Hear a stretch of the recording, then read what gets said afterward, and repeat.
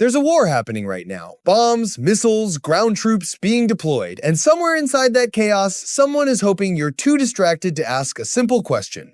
What exactly is being hidden in those files? Because here's the thing. While cameras are pointed at the sky showing you smoke and rubble courtrooms, congressional offices and foreign governments are all circling the exact same story. And it's not about missiles. It's about a dead man named Epstein and the people he knew. Let's back up for a second because context matters here. Iran didn't just respond to this conflict with rockets, they responded with information. Their parliament speaker stood up publicly and said, and I'm paraphrasing, the fate of Iran will be decided by the Iranian people, not by Epstein's gang. That's not a random insult, that's a calculated psychological move. Because months before this war even began, Iranian intelligence had already done something remarkable. They hacked the private emails of a former Israeli prime minister, one of Epstein's closest documented associates, and extracted a mountain of data. They sat on it. They studied it. And when the bombs started falling, they knew exactly what narrative to deploy. They're not just fighting back militarily. They're fighting back reputationally. And the weapon they chose? The Epstein connection. Now you might think, okay, that's just enemy propaganda, and maybe some of it is. But here's where it gets complicated. The Department of Justice released a new batch of Epstein-related documents this week. And buried inside them were 3 FBI interview reports that had been withheld not because they were classified, not because they were sensitive beyond recovery, but because someone marked them as duplicates. They weren't duplicates. They were entirely new testimony, 4 separate FBI interviews with a single woman, a woman who, according to a DOJ source speaking to journalists, agents found to be credible. Credible enough to interview 4 times. Credible enough that agents noted specific, verifiable details in her accounts. Here's what those files actually contain, and I want you to hear this clearly, because the White House called it baseless, but the FBI's own behavior tells a different story. This woman says she was first victimized by Epstein when she was approximately 13 years old. She was living in South Carolina. Her mother had put a babysitting ad in a real estate pamphlet. Epstein responded. And her mother, not understanding what she was walking her daughter into, sent her. Over the years that followed, according to her testimony, Epstein trafficked her to multiple men.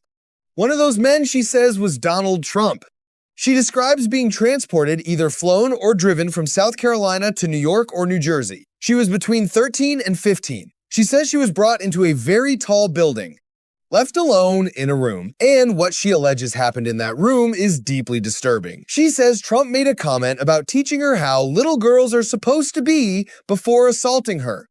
She bit him. He struck her. She described it again in a follow-up interview, saying he pulled her hair and punched her on the side of the head. She also told agents that Epstein used explicit photographs of her to blackmail her mother. That her mother eventually went to prison for embezzlement because she was desperately trying to buy those photos back. And then came the threats, phone calls. We know where you are, keep your mouth shut. By the 4th interview, she told agents, what's the point? It happened so long ago, nothing can be done. And she walked away from the investigation.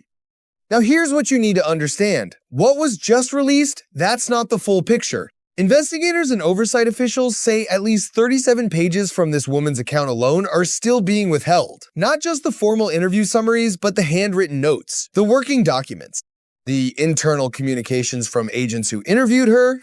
The Attorney General has been subpoenaed.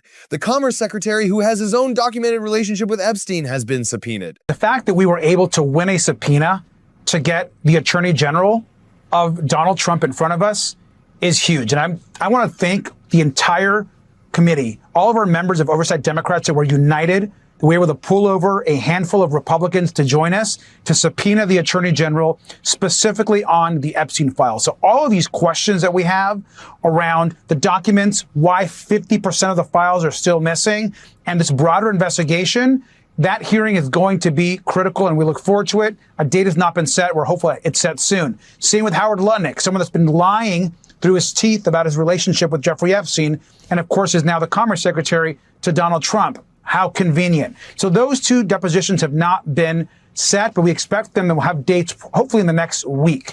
As it relates to the other folks coming forward, look, on that list, you're talking about Epstein's personal assistant, Epstein's former lawyer, Epstein's former personal accountant. These are people that have intimate knowledge about where the money came in, who was actually going in and out of these spaces in Epstein's different homes, perhaps more information about what was actually going on at Mar-a-Lago with the trafficking of women and girls through and to Jeffrey Epstein. And so those are critical pieces of this investigation. There are, of course, others on there, that folks that we want to speak to, anyone that we've said from day one, we don't care what party you're in. If you know Jeffrey Epstein or have information, we want to talk. Epstein's former personal assistant, his former lawyer, his former accountant, all of them are now being summoned to testify. And the question driving all of this is the same one investigators have been asking for years. Who knew? Who visited? Who was protected? And by whom? Here's what I keep coming back to. There's a senator, a former prosecutor, who made a statement recently that deserves more attention than it got. He said, and I'll quote him closely, "As a lawyer, I know you can prove cases with circumstantial evidence. You don't always need the smoking gun." As a lawyer, I know that you can prove cases with circumstantial evidence. You don't always need the smoking gun.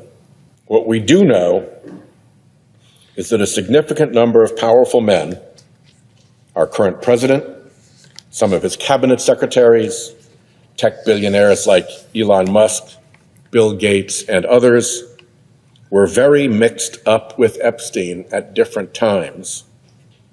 And Epstein seems to have been very mixed up with Russia. We also know that there is a cover-up afoot at the Department of Justice. The MAGA Department of Justice is trying to shield Trump from something in the Epstein files. We know that documents in the files about President Trump that should be released have not been released. Sometimes, with a little imagination, you have the chance to see what's right in front of your face. He went on to note that a significant number of powerful men, current and former officials, tech billionaires, cabinet members, were all connected to Epstein at various points, and that Epstein himself appears to have had significant ties to Russian interests. Think about that combination for a moment. A man with access to the world's most powerful people. A man who allegedly collected compromising material on those people. A man with Russian connections. A man who died in federal custody under circumstances that still don't fully add up. And now, right now, a war is being fought. Billions in additional defense spending are being requested. Congressional investigations are being stonewalled. Files are being marked duplicate when they aren't. Every one of those things, individually, might have an innocent explanation, but together? I'm not here to tell you what to believe. I'm here to tell you what the documents say, what the FBI agents concluded, what foreign governments are using as psychological leverage against American troops in an active conflict zone. The moral character of the people who send soldiers to war, it matters. Not just symbolically, it matters strategically. It matters when your enemy can point to a credible FBI file and say, this is who sent them. $50 billion is being requested for more military spending. Meanwhile, the files that explain who exactly is running this operation and what they've done are still sitting in a DOJ basement marked with the wrong label. Ask yourself, what else is mislabeled?